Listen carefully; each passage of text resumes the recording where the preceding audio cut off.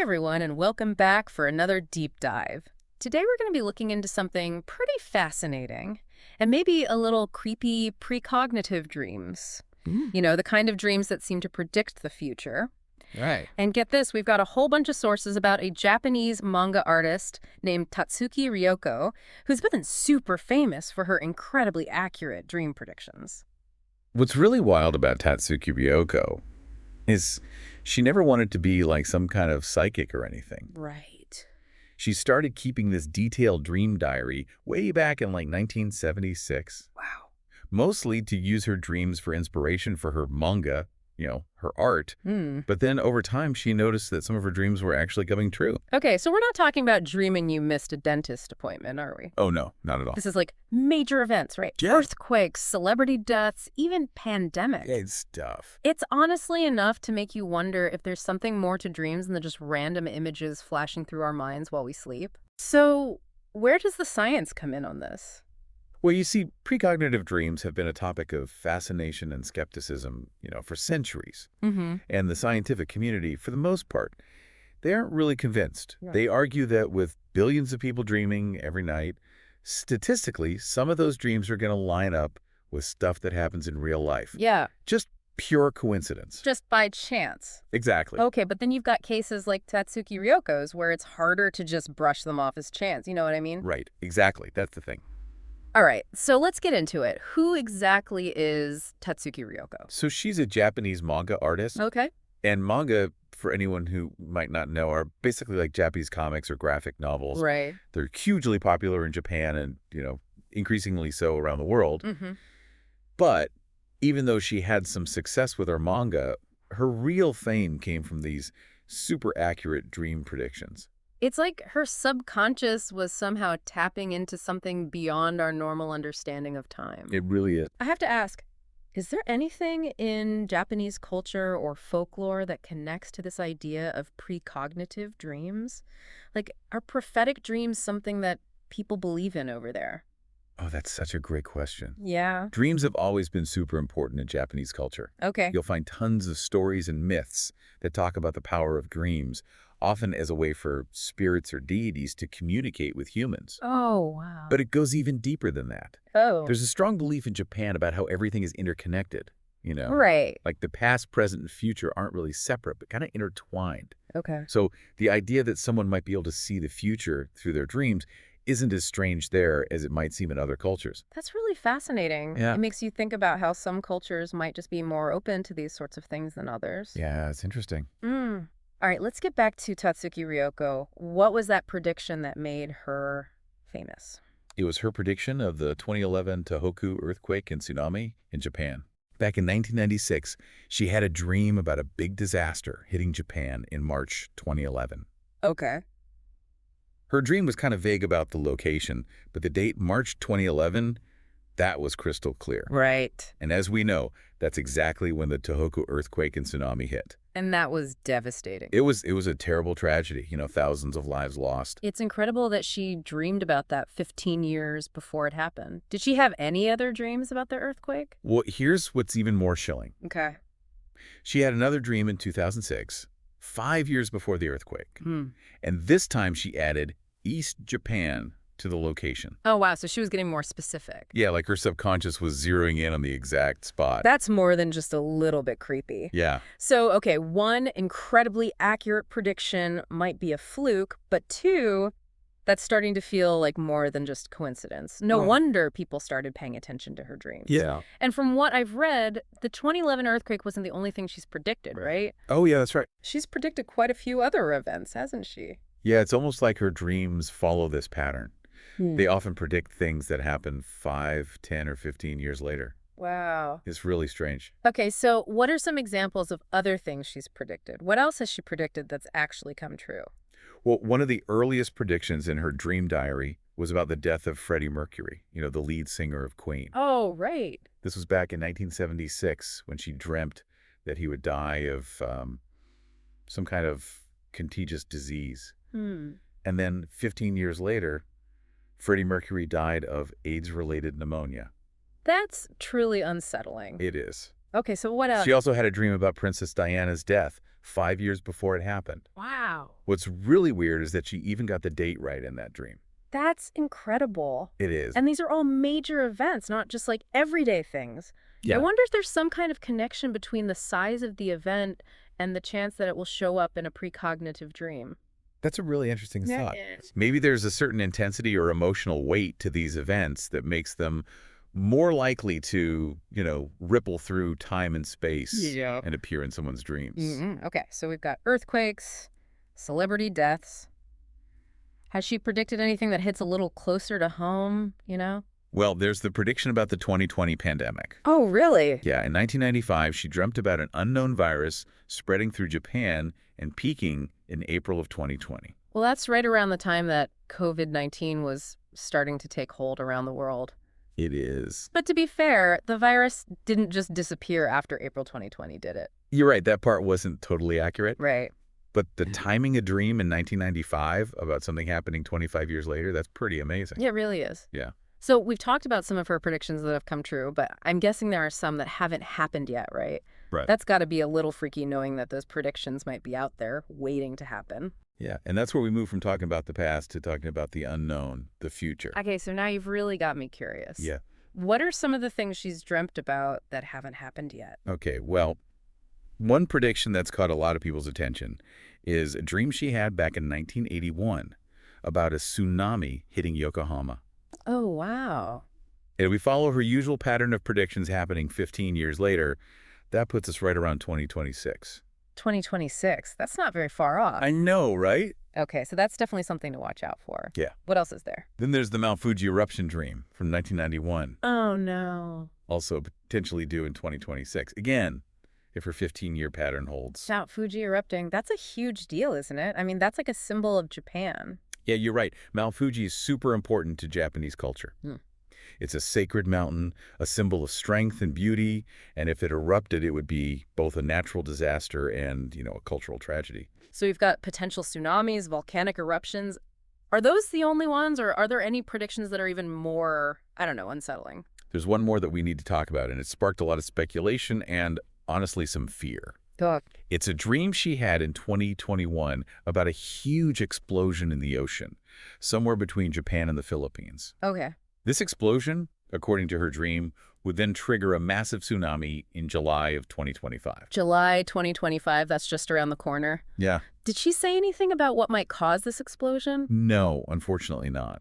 She just described seeing this gigantic explosion followed by this devastating tsunami. Okay, and to make things even creepier, you said this dream happened around the same time as another dream about her own funeral. Right. That dream was also set in July 2025, on July 15th to be exact. Whoa. Okay, so we have a huge explosion, a tsunami, and her own funeral, all in July of 2025. It's a lot. Yeah. Yeah, it's hard not to connect those dots. Do you think those two dreams could be related? It's definitely possible. But like all her predictions, there's a bit of mystery there, Right. We don't know for sure what will happen or if anything will happen at all. Right, of course. Yeah. Okay, before we dive too deep into that 2025 prophecy and what it could mean, I want to go back to something you mentioned earlier. Sir. You said something unusual happened in 2021, something that forced Tatsuki Ryoko to re-release her book, The Future I See, with updated predictions. Right. What was that all about? Yes, the imposter incident. What? It was a strange, kind of unsettling situation. Oh. Someone was pretending to be Tatsuki Ryoko online, Oh, wow. talking to fans, answering questions as if they were her. They even almost got a book deal. No way. Yeah, it was super elaborate. So how did she respond to that? Well, she was pretty upset, understandably. Right. This person was, profiting off of her name and her reputation, maybe even spreading fake information. Mm-hmm. So she decided to take control of the situation. She re-released her book, The Future I See, in 2021, but with updated predictions. Oh, okay. And she also made some interesting changes to the cover that got her fans talking. Okay, I'm intrigued. What were those changes, and why did they get so much attention? One of the biggest changes was that she took the year 1999 off the cover. In the original version, the cover had her name and the year 1999, which made a lot of people think that the book only had predictions up to that year. Okay. But in the re-released version, the year 1999 was just replaced with her name, Tatsuki Ryoko. So it was almost like she was saying, hey, there's more to see here. Yeah, exactly. Like there were more predictions to discover. What about the other changes? What else were people talking about? Well, the original cover had this young girl on it, meant to represent Tatsuki Ryoko, and she was crying. Okay. But in the new version, the tears were gone. Interesting. This little change caused all kinds of interpretations. Oh. Some saw it as a good sign, like she wasn't scared of the future she saw in her dreams anymore. Others, though, saw it as her accepting things, like she'd resigned herself to a fate she couldn't avoid. Okay, so a more open-ended message. Yeah, exactly. Were there any other changes to the cover art? There were. She also added new lines to the girl's palm. Wait, what? Yeah, lines that weren't there before. Oh, wow. Okay. Of course, this sent the internet into a frenzy with all these amateur palm readers trying to figure out what the new lines meant. Oh, I bet. Were they good signs or were they pointing to some upcoming disaster? No one knew for sure. Right. Talk about adding fuel to the fire. Was there anything else on the cover that got people talking? Oh, yes. One more thing that really got everyone going. Okay. A big red banner at the bottom of the cover that said, "The real big disaster will happen in July 2025. Whoa, that's not exactly subtle. Nope. It's like she was pointing right at the 2025 prophecy and saying, this is the one you need to watch out for. Exactly. It definitely made her work even more mysterious and exciting. All right, so we've got a lot to figure out here. We do. Fulfilled predictions, predictions that haven't happened yet, an imposter, a re-released book with these mysterious changes to the cover. It's all super intriguing. Yeah. And then there's that 2025 prophecy looming over everything. Right. But before we get into that, I think we need to take a step back and look at the big picture.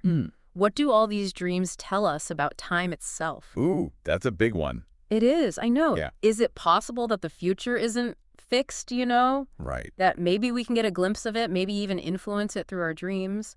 That's the million-dollar question, isn't it? It really is. Yeah. And it's a question that gets to the core of what it means to be human, to know we won't live forever, and to face the unknown. It's a big one. Yeah. So as we keep exploring the world of Tatsuki Ryoko, I want you to keep thinking about that question. Is the future set in stone, or can we shape it in some way? And maybe, even more interesting, if someone like her can have these clear, accurate dreams about the future, is it possible that we could too?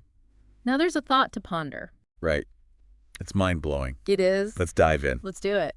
It's really interesting, isn't it? What? How Tatsuki Ryoko's work kind of taps into this like basic fear we all have about the unknown. Oh, yeah. I mean, who hasn't laid awake at night wondering what the future holds, especially when it comes to like potential disasters and stuff? Right. It's like this weird fascination we have, like slowing down to look at a car accident. Yeah. You know, we shouldn't, but we can't help it. Human nature. And in this case, we aren't talking about just some car accident. No, no, no. We're talking about massive earthquakes, volcanoes erupting, tsunamis. The big stuff. Things that could totally reshape the world as we know it. Absolutely. And it's not just the events themselves. It's that feeling of not being able to control any of it. Oh, yeah. This sense of being totally powerless when faced with these, like, huge forces of nature that could just wipe us out. And that's probably why people are so drawn to Tatsuki Ryoko's predictions, right? It's like trying to sneak a peek behind the curtain. Yeah. Trying to get a glimpse of what's coming, even if it scares us. It's a way of trying to make sense of the chaos, right? Yeah. Like finding some order in a world that often feels random and unpredictable. And to be honest, we're living in a time when anxiety is pretty high. It is. I mean, we've got climate change, political stuff, economic uncertainty. It's a lot. All this stuff happening. It's enough to make anyone feel on edge. So maybe Tatsuki Ryoko's predictions are kind of like giving a voice to all of our anxieties. Exactly. She's tapping into those deep fears we have, like how fragile our existence really is, about all the things we can't control that could just happen to us. Which brings us back to that 2025 prophecy. Right. The explosion in the ocean, the tsunami, and her own potential death. It's a lot to think about. It's definitely ominous. It is. What are people saying about it? Are there any theories out there about what might cause that explosion, assuming it even happens, of course? Oh, there are definitely theories. Okay, like what? And they range from the believable to the completely out there.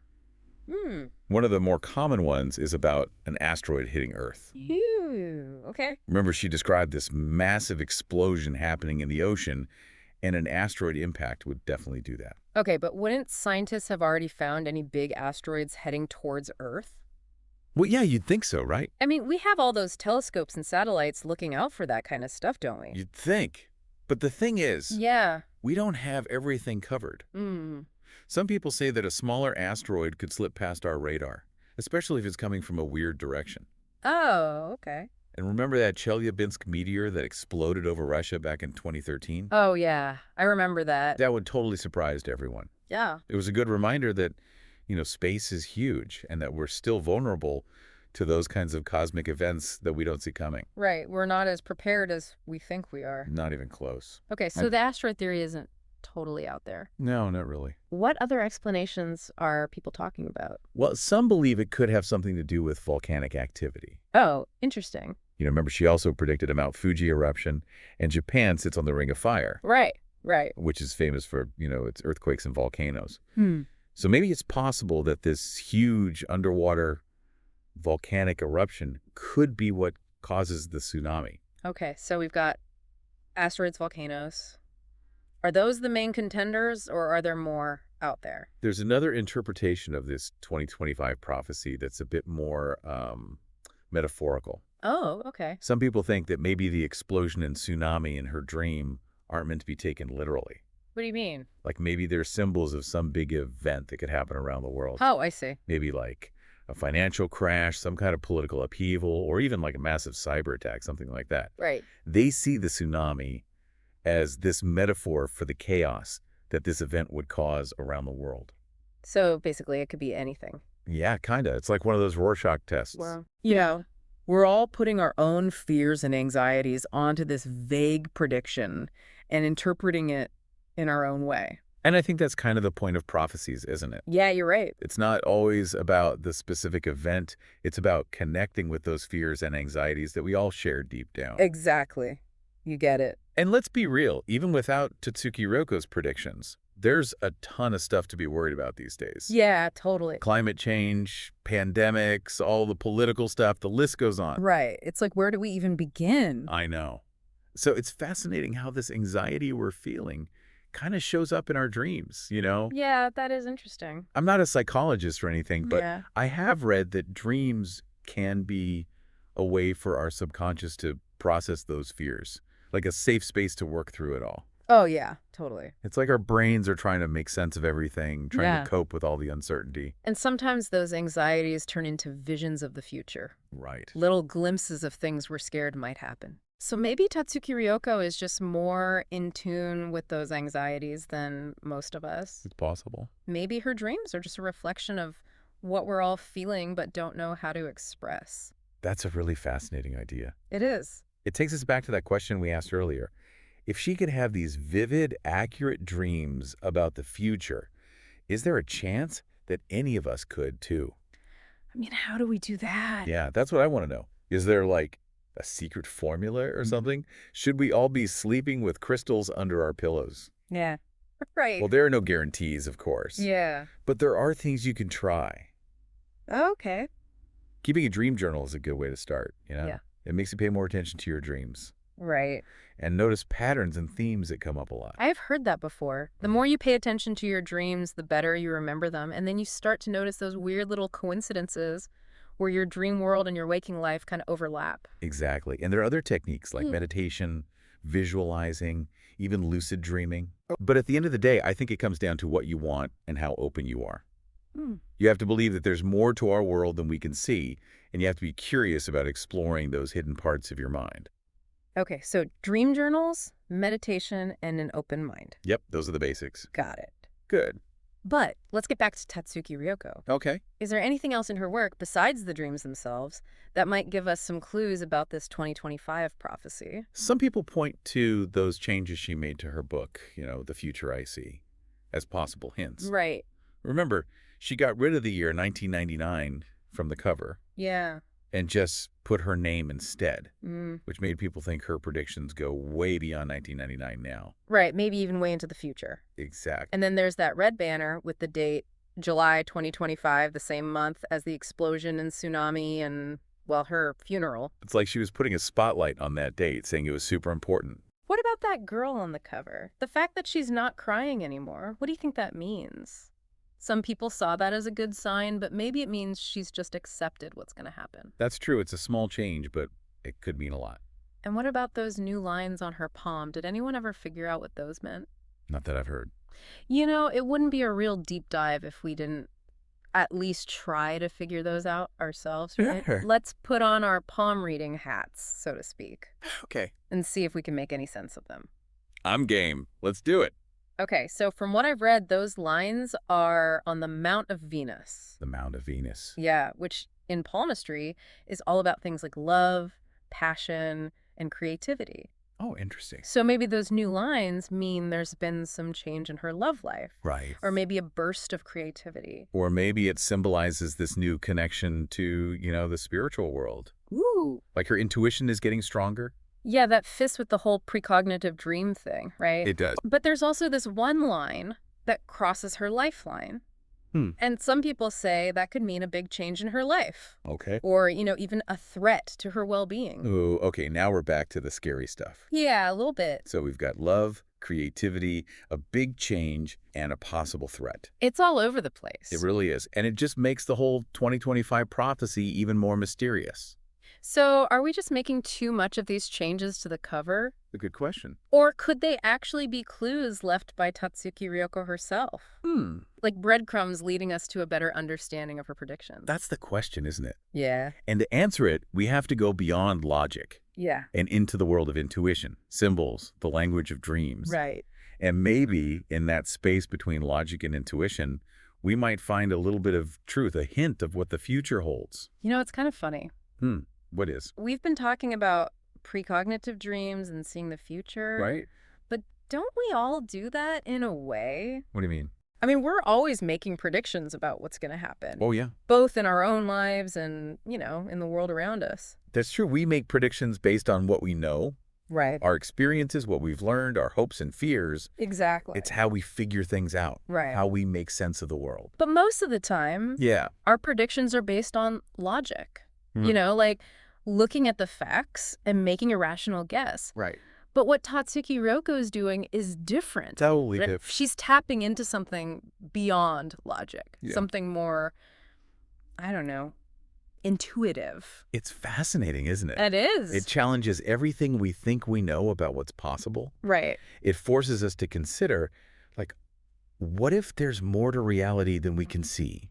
What if there are these forces at work that we don't even understand? It's like she's showing us our own subconscious minds, revealing all this hidden stuff that's going on beneath the surface of our everyday awareness. And maybe, just maybe, Yeah. all that hidden stuff, Mm-hmm. maybe that holds the key to unlocking our own intuition, Right. our own ability to have these precognitive experiences. So what do you think? About what? Is Tatsuki Ryoko, a real visionary? Or is she just super lucky? Are her dreams tapping into some kind of, I don't know, cosmic knowledge? Yeah. Or are they just random things happening in her brain that just happen to match up with real events? Honestly, I don't know what to believe. Yeah. Part of me wants to say it's all just coincidence, but then I remember all those accurate predictions she's made, how specific some of her dreams are, Right. and the fact that she never meant for any of this to happen. Yeah. It's hard to ignore all that. I know what you mean. It's really something. It really makes you think. It does. And that's what makes this whole topic so interesting. Yeah. It pushes us to the edge of what we know, Right. to the limits of what we think is possible. It's exciting. It is. And even if we can never really prove or disprove whether these precognitive dreams are real or not, Yeah. I think there's value in exploring these ideas. Oh, absolutely. And stretching our minds and thinking about different perspectives. I totally agree. It's all about keeping an open mind, about questioning what we think we know, and being okay with not having all the answers. And who knows? Yeah. Maybe by thinking about these ideas, by Yeah. paying closer attention to our own dreams and intuitions, Right. maybe we can start to tap into a deeper awareness, a more profound connection to the universe and all its mysteries. Now, wouldn't that be something? It would. So for those of you listening, Yeah. we want to hear from you. We do.